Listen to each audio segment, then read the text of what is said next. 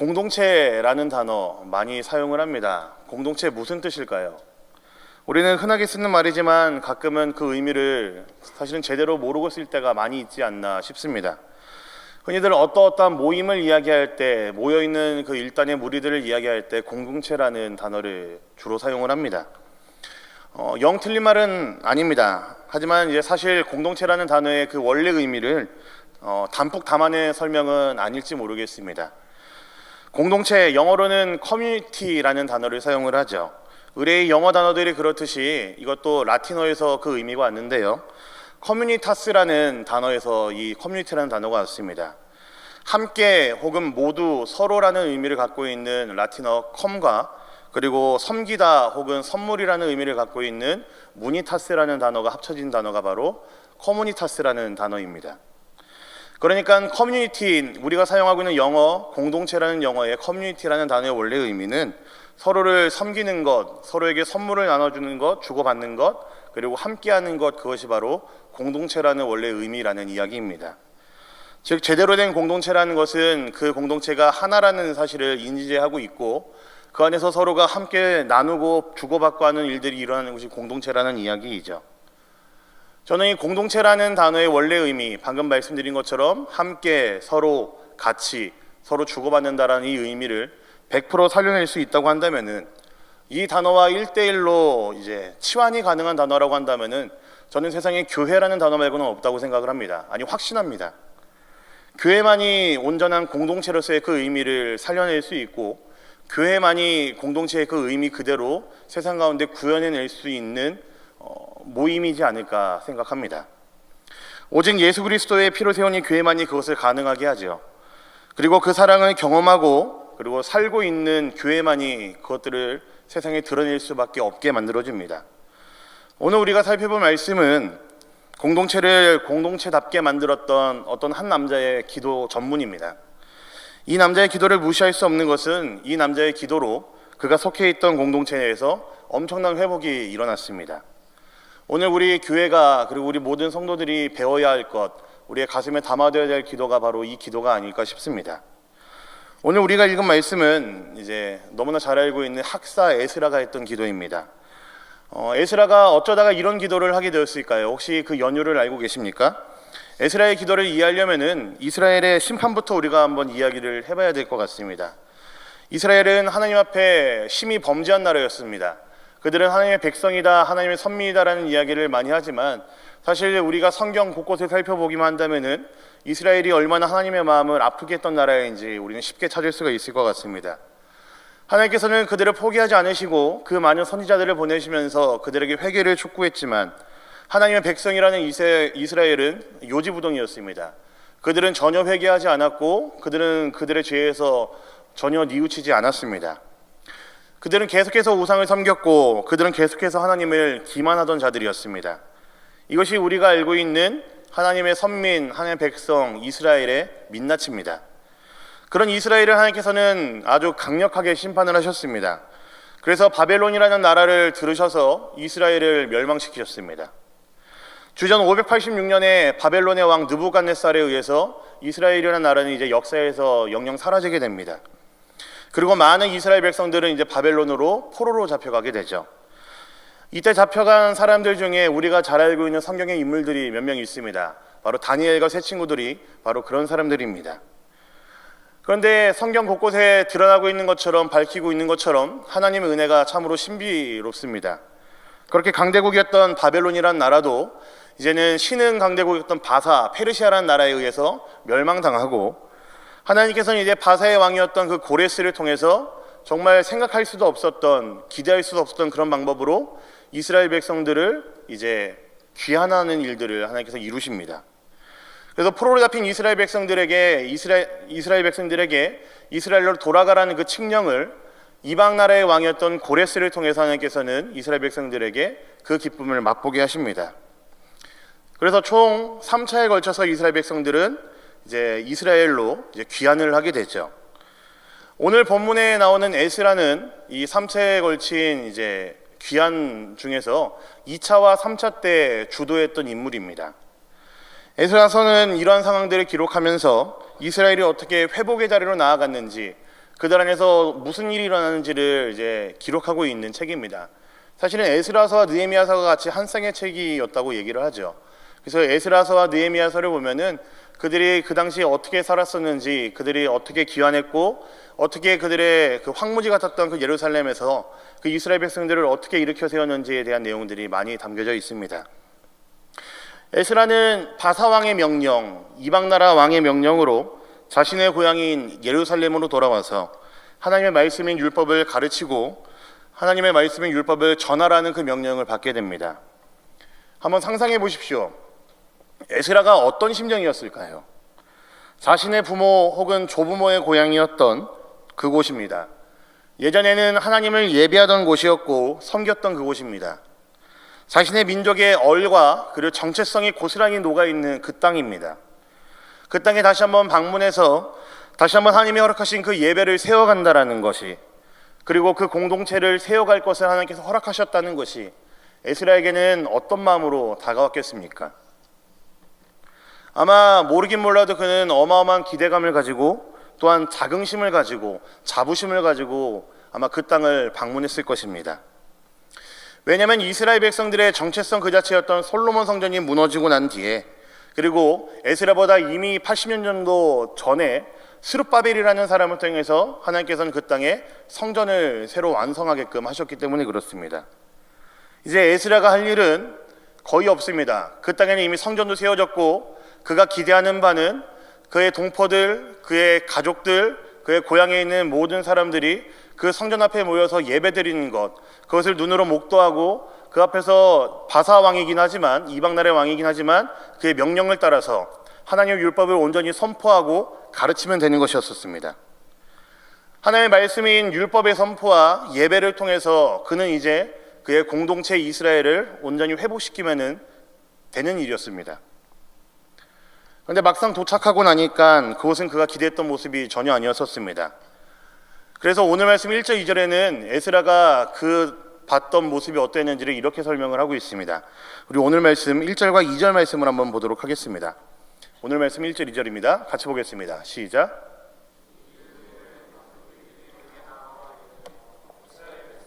제사장들과 레위 사람들이 이 땅 백성들에게서 떠나지 아니하고 가나안 사람들과 헷 사람들과 브리스 사람들과 여부스 사람들과 암몬 사람들과 모압 사람들과 애굽 사람들과 아모리 사람들의 가증한 일을 행하여 그들의 딸을 맞이하여 아내와 며느리로 삼아 거룩한 자손이 그 지방 사람들과 서로 섞이게 하는데 방백들과 고관들이 이 죄에 더욱 으뜸이 되었다 하는지라. 먼저 떠난 이스라엘 백성들이 그곳에서 거룩한 공동체를 유지하며 살고 있을 거라는 기대를 하고 왔었는데, 그 잘 지어놓은 스룹바벨 성전을 보면서 그 앞에서 예배의 기쁨에 취해 있고 하나님의 그 임재를 가득 느끼는 공동체가 되었을 거라고 기대를 하고 왔는데, 그들의 모습은 그가 기대했던 모습과는 전혀 달랐습니다. 방백들과 고관들이 그 죄에 더욱 으뜸이 되어 있던지라. 너무나 참담한 모습 그 자체였습니다. 이스라엘 백성들, 제사장들, 레위 사람들이 이스라엘을 포로로 간 이후에 유입되어 왔던 그 이방 민족들과 함께 살면서 섞이게 되는 일이 일어났다는 이야기입니다. 이스라엘 사람들과 외국인의 결혼입니다. 이스라엘 사람들과 이방 민족의 결혼이 그가 기대했던 곳, 그가 바람하지 않았던 그 예루살렘 땅에서 일어났습니다. 이것을 그냥 국제 결혼했구나 라는 정도로 생각하시면 큰 오산이십니다. 따지고 보면 이스라엘 백성들이 하나님 앞에 심판받을 수밖에 없었던 그 죄의 단초가 바로 여기에 있기 때문입니다. 이방인들을 쫓아내고 처음에 가나안 땅에 들여보내시면서 하나님께서 이스라엘 백성에게 명령하신 것은 이거였습니다. 그곳에 남아있는 이방인들을 전부 다 쫓아내고 그들을 얼씬도 하지 말라는 명령을 하셨습니다. 그래서 이스라엘 백성들이 선민으로서의 그 거룩함을 유지할 수 있게 하셨고, 그들이 모든 죄악들에서부터 이제 미연에 방지될 수 있는 그 일을 하나님께서 명령을 하셨는데, 이스라엘 백성들은 그것을 듣지 않았습니다. 에스라가 이것을 어떻게 알고 있었을까요? 그는 평생 율법을 연구했었던 학자이기 때문에 이것을 그 누구보다 잘 알았을 것입니다. 하나님께서 이스라엘 백성들에게 명령하셨던 것, 신명기 7장에 보면 이렇게 나와 있습니다. 우리 한번 말씀을 또 보도록 하겠습니다. 신명기 7장 1절부터 4절입니다. 같이 한번 보도록 하겠습니다. 시작. 내 하나님 여호와께서 너를 인도하사 내가 가서 차지할 땅으로 들이시고 내 앞에서 여러 민족, 헷 족속과 기르가스 족속과 아모리 족속과 가나안 족속과 브리스 족속과 히위 족속과 여부스 족속 곧 너보다 많고 힘이 센 7족속을 쫓아내실 때에 내 하나님 여호와께서 그들을 내게 넘겨 내게 치게 하시리니 그때에는 너는 그들을 진멸할 것이라. 그들과 어떤 언약도 하지 말 것이요 그들을 불쌍히 여기지도 말 것이며 또 그들과 혼인하지도 말지니 내 딸을 그들의 아들에게 주지 말 것이요 그들의 딸도 내 며느리로 삼지 말 것은 그가 내 아들을 유혹하여 그가 여호와를 떠나고 다른 신들을 섬기게 하므로 여호와께서 너희에게 진노하사 갑자기 너희를 멸하실 것임이니라. 이스라엘 백성들이 끊을 수 없는 죄악의 길로 간 것은 그들이 가나안 땅에 들어가기 전에 하나님이 명령하셨던 것을 그들이 지키지 않았기 때문이었습니다. 분명히 하나님께서는 이스라엘 백성이 출애굽한 이스라엘 백성들을 가나안 땅에 들이실 때에 그 안에 있는 이방 민족들을 전부 다 몰아내라고 명령하셨습니다. 그리고 그들과 어떤 관계도 맺지 말라고 분명히 명령하셨습니다. 근데 그럼에도 불구하고 이스라엘 백성들은 하나님의 명령을 어겼고 그들과 주거니 받거니 하면서 그들의 긴 죄악의 시간들을 이어왔었던 것이죠. 그리고 급기야 하나님께서는 그들을 심판하신 것입니다. 그래서 바벨론으로 그들을 넘기셨고 이제 하나님께서는 특별한 은혜를 베푸셔서 이스라엘 백성들을 다시 한번 회복시키는 그 현장에 우리가 있는 것입니다. 근데 에스라가 그 땅이라고 해서 갔었는데 그 땅의 모습이 어땠습니까? 그 직전의 모습과 똑같았던 겁니다. 스룹바벨 성전을 새로 지었고 그곳에서 그가 사랑하는 공동체 이스라엘 백성들이 그의 동포들이 함께 예배드리는 현장일 것이라고 예상을 했었는데 뚜껑을 열어보니까 그곳에서는 여전히 이방 민족들이 판을 치고 있었고 레위 사람들 그리고 제사장 가문인 사람들이 오히려 그 죄에 앞장서는 일들을 그가 보게 된 것입니다. 고관들과 방백들이 그 죄에 있어서 으뜸이 되었다고 이야기를 하죠. 에스라의 심정이 어떻겠습니까? 기한한 이스라엘 백성들의 모습은 그 전에 이스라엘 백성들 심판의 길로 이끌었던 그들의 모습과 꼭 닮아 있었습니다. 에스라의 심정 어땠는지 혹시 상상해 가시겠습니까? 에스라가 무엇을 느꼈겠습니까? 그가 너무나 사랑하는 마음으로 들뜬 마음을 달려온 이스라엘 공동체가 잘못되어 가고 있음을 그는 알았습니다. 아니 이것은 잘못된 정도가 아니고요, 공동체 자체가 깨어지고 부서지고 망가진 모습입니다. 왜냐하면 하나님께서 이스라엘 민족을 세우신 것은 그리고 그들이 심판에도 불구하고 다시 귀환하여서 성전을 재건하게 하신 것은 그들이 세상 가운데서 하나님 원래 부르신 그 뜻대로 거룩을 보여줄 수 있는 공동체, 그 안에서 하나님께 예배할 수 있는 공동체로 세우기 위함이었습니다. 그런데 이들은 이 하나님의 은혜를 망각했고 잊어버렸습니다. 하나님의 은혜를 다시 한번 내팽개쳤다라는 이야기입니다. 무엇을 말합니까? 철저하게 무너지고 깨어진 공동체라는 이야기입니다. 그들의 존재 목적을 망각한 공동체였다는 이야기입니다. 우리 이것을 조금 마음 아프고 씁쓸하긴 하지만 우리 교회로 한번 적용을 해볼까요? 혹시나 우리 영동중앙교회가 이렇게 망가지고 깨어진 공동체라는 생각 해보신 적 있으십니까? 우리 영동중앙교회가 신사동 위에 이곳에 존재하는 이유가 무엇이라고 생각을 하십니까? 제가 다른 것은 몰라도 분명하게 알 수 있는 것은 있습니다. 이 지역사회에서 복음의 올바른 선포가 일어나게 하는 것, 그리고 예배의 기쁨이 드러나는 곳이 되게 하는 것이 바로 우리 영동중앙교회를 하나님께서 이 땅에 세워주신 이유라고 저는 생각을 합니다. 또한 우리 공동체의 거룩한 행실을 통해서 참으로 이 지역에 있는 사람들이 우리 교회의 공동체의 모습을 보고 참으로 예수님은 살아있구나, 하나님은 살아있구나라는 느끼게 하는 것이 하나님께서 이 땅 위에 우리 영동중앙교회를 세우신 이유라고 저는 분명히 확신합니다. 그렇다면 과연 우리가 그 일에 지금 집중을 하고 있습니까? 만약에 이것을 우리가 집중하지 않고 있다고 한다면은, 우리가 이것을 내팽개치고 있다고 한다면은, 그런 공동체라고 한다면은 이 영동중앙교회의 존재 목적을 우리가 잃어버린 것 아니겠습니까? 에스라가 들뜬 마음을 왔었지만 그가 뚜껑 열어봤을 때 봤었던 그의 동포의 모습들, 거룩을 상실해버린 그의 공동체의 모습과 크게 다르지 않는 모습 아니겠습니까? 자신의 동포, 자신의 공동체가 깨어진 모습을 봤을 때 에스라의 반응 뭐라고 나왔는지 한번 보십시오. 오늘 말씀 5절부터 7절까지 말씀을 한번 보도록 하겠습니다. 오늘 말씀 5절부터 7절까지 말씀입니다. 같이 보겠습니다. 시작. 저녁 제사를 드릴 때에 내가 근심 중에 일어나서 속옷과 겉옷을 찢은 채 무릎을 꿇고 나의 하나님 여호와를 향하여 손을 들고 말하기를, 나의 하나님이여, 내가 부끄럽고 낯이 뜨거워서 감히 나의 하나님을 향하여 얼굴을 들지 못하오니 이는 우리 죄악이 많아 정수리에 넘치고 우리 허물이 커서 하늘에 미침이니이다. 우리 조상들의 때로부터 오늘까지 우리의 죄가 심하매 우리의 죄악으로 말미암아 우리와 우리 왕들과 우리 제사장들을 여러 나라 왕들의 손에 넘기사 칼에 죽으며 사로잡히며 노략을 당하며 얼굴을 부끄럽게 하심이 오늘날과 같으니이다. 그 자리에서 속옷과 겉옷을 찢고 무릎을 꿇고 기도했습니다. 그 자리에서 옷을 찢었다는 이야기는요, 이 에스라 느꼈던 감정이 수치심, 분노, 창피함, 절망감이 엄청났다는 것을 이야기합니다. 에스라의 기분이 어땠는지 우리는 그의 행동을 보면서 쉽게 짐작을 할 수가 있습니다. 그가 사랑하는 공동체가 무너졌습니다. 그가 애타게 기다려왔던 공동체, 그가 보기를 원했던 공동체가 깨졌습니다. 그의 참담한 마음이, 참담한 심정이 어떠한지, 어떠했을지 짐작하실 수 있겠습니까? 비참한 모습이죠.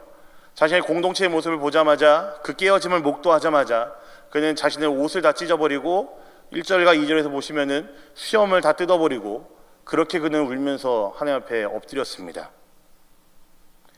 우리가 오늘 유심히 봐야 될 것은 에스라의 기도의 내용입니다.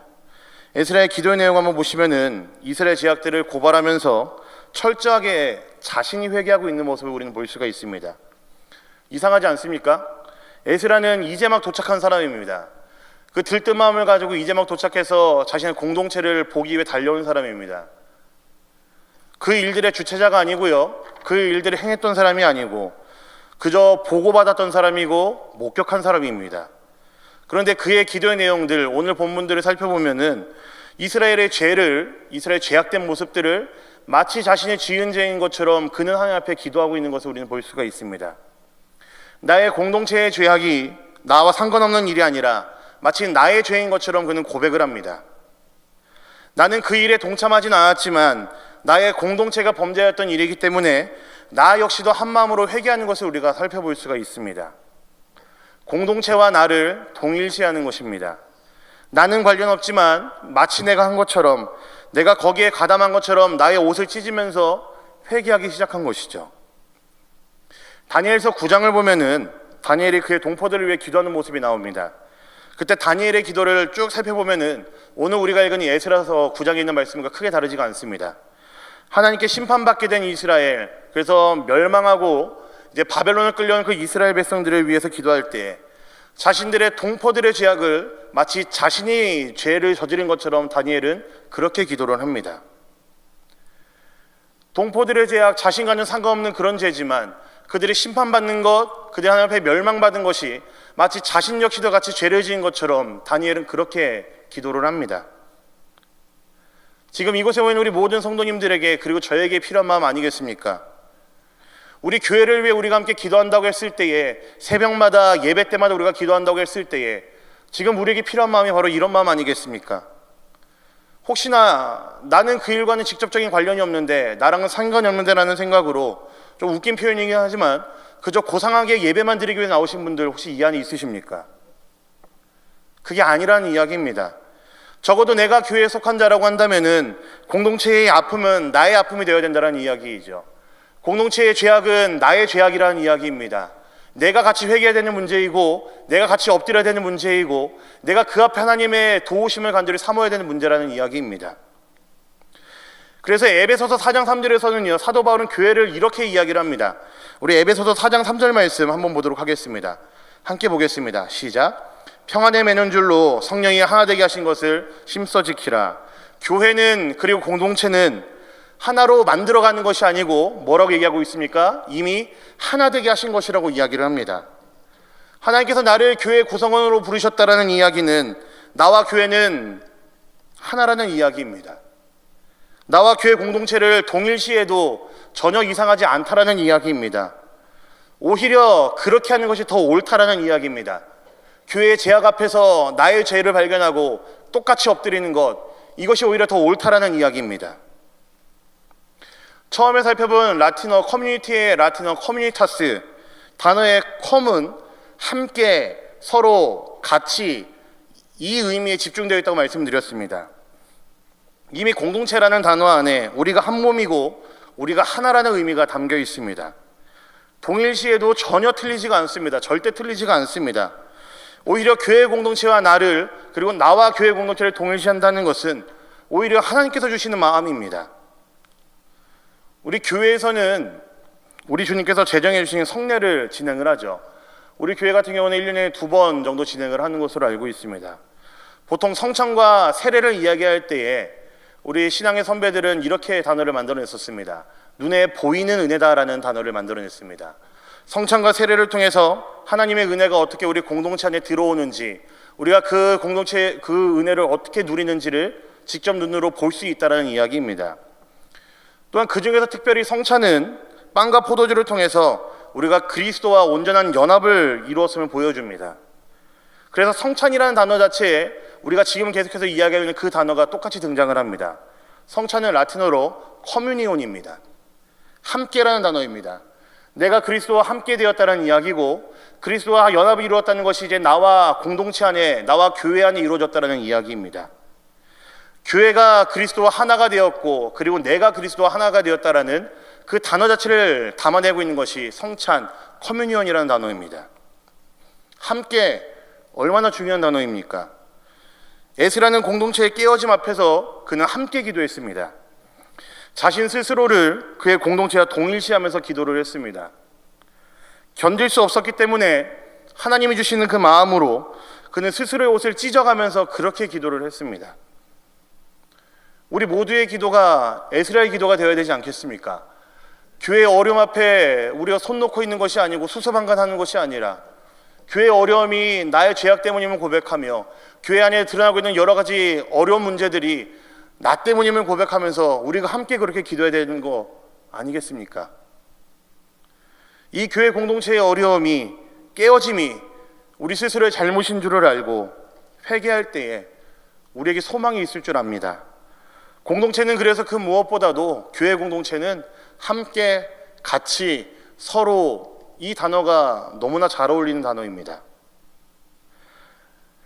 에스라가 자신과 공동체를 동일시해서 기도했을 때에 이스라엘은 놀라운 일을 경험했습니다. 그래서 우리는 부흥이라고 이야기를 하죠. 많은 사람들은 부흥이라고 하면은 사람이 금세 불어나서 교회를 새로 건축하고 교회당을 이렇게 넓히는 것을 많이 생각을 합니다. 하지만 성경 곳곳을 찾아봐도 부흥이라는 단어는 절대로 그렇게 정의하지 않습니다. 사람이 불어나는 것, 사람이 많아지는 것은 부흥에 있어서 아주 부차적인 문제입니다. 가장 작고 작은 옵션에 불과합니다. 오늘 에스라의 회개기도를 통해서 이스라엘은 놀라운 부흥을 맛봤습니다. 그것이 무엇인지 아십니까? 에스라서 10장 3절 말씀 보면 이렇게 기록이 되어 있습니다. 우리 에스라 10장 3절 말씀 한번 보도록 하겠습니다. 같이 보겠습니다. 시작.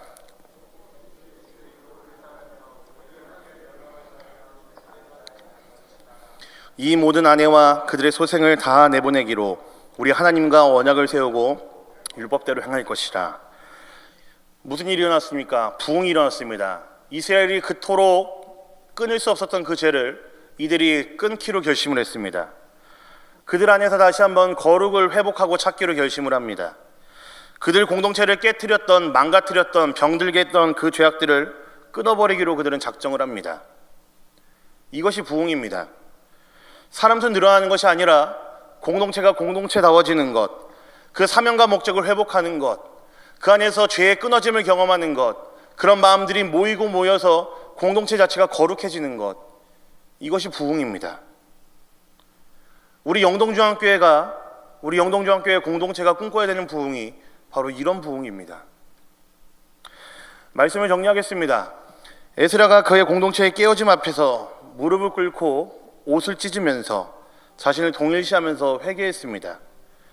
하나님의 은혜가 있기에, 그 은혜를 알기에 그는 당장에 엎드릴 수 있었던 사람이었습니다.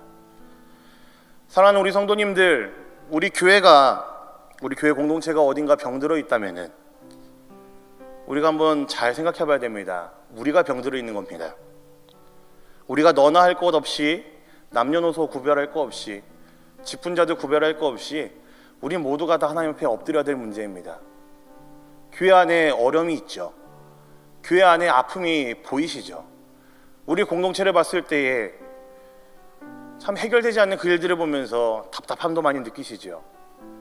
그럴 때 우리가 해야 되는 일은 나의 죄악 때문인 줄 알고, 이 공동체의 죄악이 나 때문인 줄 알고 넌 할 것 없이 주 앞에 엎드리는 것, 이거 아니겠습니까? 에스라의 기도가 우리 모두의 기도가 될 때에, 우리가 그처럼 하나님 앞에 전심으로 통해 자복할 때에, 우리 영동정교회 공동체에는 분명히 온전한 부흥과 회복이 있을 거라고 저는 분명히 믿습니다. 에스라서 10장 1절 2절 말씀에는 이렇게 되어 있습니다. 우리 한번 같이 보도록 하겠습니다. 에스라 10장 1절 2절입니다. 같이 보겠습니다. 시작. 에스라가 하나님의 성전 앞에 엎드려 울며 기도하여 죄를 자복할 때에 많은 백성이 크게 통곡하며 이스라엘 중에서 백성의 남녀와 어린아이의 큰 무리가 그 앞에 모인지라. 엘람 자손 중 여히엘의 아들 스가냐가 에스라에게 이르되 우리가 우리 하나님께 번제하여 이 땅 이방 여자를 맞이하여 아내로 삼았으나 이스라엘에게 아직도 소망이 있나니. 사실 오늘 살펴본 말씀에 제가 설교 말미에 얘기하려고 숨겨둔 인물이 한 명 더 있습니다. 에스라가 공동체 앞에, 그의 깨어짐 앞에 울며 기도했을 때에 한 사람이 더 등장을 합니다. 짧은 말씀에 등장하지만요, 스가냐라는 사람이 일어나서 에스라의 기도에 호응을 해줍니다. 그의 호응이 뭐였습니까? 우리가 범죄하였지만 이스라엘에게 아직도 소망이 있나니. 우리 영동중앙교회 안에 에스라가 필요하지 않겠습니까? 우리 영동중앙교회 안에 스가냐가 필요하지 않겠습니까? 우리가 범죄하였지만 영동중앙교회 안에 아직도 희망이 있나니, 아직도 소망이 있나니, 이 고백이 우리 안에서 일어나야 되지 않겠습니까? 우리 교회 공동체를 위해서 옷을 찢으며 엎드러지며 주 앞에 진심으로 회개하고 나아갈 수 있는 우리 성도님들이 되기를 우리 주님의 이름으로 간절히 부탁드리겠습니다. 공동체의 아픔은요, 나의 아픔이어야 됩니다.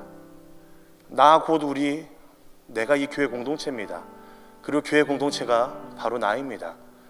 우리 공동체의 아픔을, 깨어짐을 우리의 것으로 인식하시고 동일시하시면서 그렇게 전심으로 기도하는 역사가 우리 안에 가득히 일어나게 되기를 우리 주님의 이름으로 간절히 부탁드리겠습니다.